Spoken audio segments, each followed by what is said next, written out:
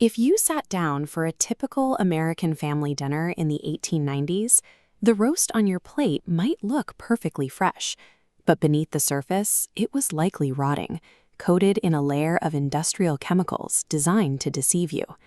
This map shows the logistical problem of the era. As populations moved to rapidly growing urban centers, the physical distance between rural farms and city markets expanded, stretching transit times for meat and produce from days to weeks, long before the invention of commercial refrigeration. To prevent thousands of tons of meat from spoiling in transit, the food industry relied on cheap, dangerous preservatives. Producers routinely masked the smell and gray color of decaying flesh by lacing it with formaldehyde, the exact same chemical used to embalm corpses. Rapid industrialization had outpaced safety standards entirely.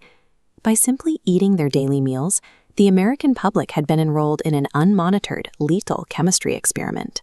The pharmaceutical industry operated with even less oversight. Apothecaries and traveling salesmen pushed quack medicines, secret, unregulated formulas that deliberately relied on heavy doses of narcotics to ensure buyers kept coming back. This is a widely circulated advertisement for Mrs. Winslow's soothing syrup. It was marketed directly to mothers as a safe cure for teething children. What the ad leaves out is that the syrup contained massive, undisclosed amounts of morphine and alcohol. The beverage industry followed the exact same playbook. Coca-Cola, originally sold as a patent medicine and nerve tonic, relied on a potent mixture of excessive caffeine and raw cocaine to give its drinkers an artificial boost. Because there were no laws requiring manufacturers to list their ingredients, well-meaning parents were actively dosing their infants and themselves with lethal drugs, entirely unaware of what they were consuming. The reality of these industries leaked to the public through muckraking journalists, writers exposing corporate corruption. The most famous was Upton Sinclair, who published an explosive novel in 1906 called The Jungle.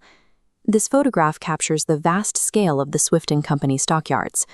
Sinclair's graphic descriptions of these massive, unsanitary meatpacking facilities shocked readers, documenting how rancid meat was shoveled off dirty floors and packaged directly for human consumption. An outraged public demanded government intervention, but food and drug lobbyists held massive political influence, denying the health risks of their products and stalling any attempt at federal regulation in Congress. Breaking that legislative gridlock fell to Dr. Harvey Washington Wiley, the chief chemist of the U.S. Department of Agriculture's Bureau of Chemistry. Wiley realized that newspaper exposés were too easy for lobbyists to dismiss as sensationalism. To force the government to act, he needed undeniable clinical data proving that these industrial additives were destroying human health. In 1902, Wiley launched a radical human trial.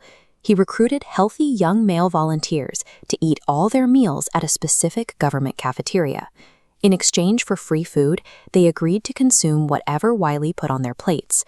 This chart visualizes Wiley's methodology. He steadily increased the daily dosage of common industrial preservatives fed to the volunteers, actively lacing their meals with borax, sulfites, and formaldehyde. Newspapers quickly dubbed the volunteers the Poison Squad. As the chemical load in their bodies accumulated, the men predictably became violently ill, suffering from severe nausea, debilitating stomach pains, and extreme weight loss. By documenting the physical collapse of healthy young men, Wiley produced the exact proof he needed. The clinical data systematically dismantled the food industry's claims that their chemical preservatives were safe. Armed with Wiley's clinical trial results and backed by a furious public galvanized by The Jungle, reformers finally had the leverage to break the corporate lobbying power in Washington. On June 30, 1906, President Theodore Roosevelt signed the Pure Food and Drug Act into law. It relied so heavily on the Bureau of Chemistry's research that the press widely referred to it as Dr. Wiley's Law. The legislation granted the federal government a rigorous enforcement mechanism. Federal inspectors could now legally track adulterated products moving across state lines and seize them directly from the market. The law's greatest deterrent was absolutely financial. Any seized contaminated goods were destroyed entirely at the manufacturer's expense. Facing the total loss of their inventory, the industry was forced into immediate compliance. This advertisement for Perry Davis painkiller highlights the exact kind of patent medicine targeted by the new law. The 1906 Act introduced an entirely new legal standard, truth in labeling. Under the new regulations, if a product contained dangerous ingredients, including alcohol, morphine, opium, or cannabis, the manufacturer had to print them explicitly on the packaging. The public health impact was immediate. Once families could read the labels, opiate-laced patent medicine sales dropped by 33%. Dr. Wiley's extreme human trials laid the bureaucratic foundation for what would eventually become the Food and Drug Administration.